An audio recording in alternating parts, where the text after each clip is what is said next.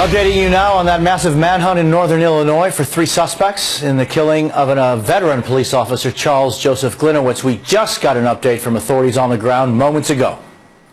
Last night, after a 14-hour search in a approximately 2 square mile perimeter area, a search that had over 400 police officers, had over 45 K9 units, and had approximately 6 aircraft.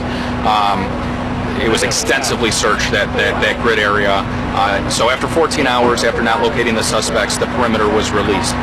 So what that means today and last night is the Lake County Sheriff's Office, the Illinois State Police are providing marked squad cars for saturation patrols here in Fox Lake. We're assisting the Fox Lake Police Department to beef up the police presence.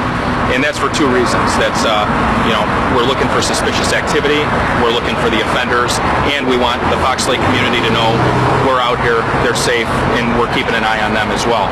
We want them to be safe, and police presence is extremely important, especially with the, uncertainty of the residents and the worries that are going on. The schools in the area today decided to close. That was a decision the school districts made last night, and that's just an extra precaution for the school-age children. So the police presence will continue to remain high in this area. The investigation itself is being handled by the Lake County Major Crime Task Force, and any information stemming from the investigation will be released by them. Chris, it sounds though its manhunt itself has been kind of scaled back in order, right? Yesterday we had 400 officers. I don't know how many we have out there today. We definitely have a much higher police presence than normal. But not as much as yesterday, though, right? I don't know the exact figures today. Do you have any more of a description other than 2 white males? The description that we had put out yesterday remains the same. Nothing has changed. Is the assumption that these guys, if I was being searched for by this many policemen, I would be very far away? That would be a question for Major Crime Task Force. Overnight, I understand you had to use night vision goggles. Can you bring us up to date on that?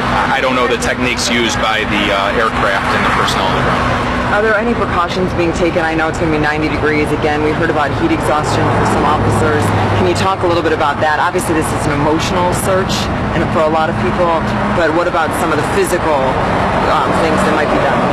The fire department brought out the canteen service, so there's cooling stations, water, and so on and so forth. Yes, it can be very hot, especially with a lot of gear on, so precautions, the officers are taking precautions to ensure, to protect them from heat exhaustion. You said you couldn't confirm that the suspects took anything from the officer or his car. Can you talk a little bit about that? I can't speak to the investigation at all. In terms of the number of people today versus yesterday, can you help us better understand that? The resources? Yes.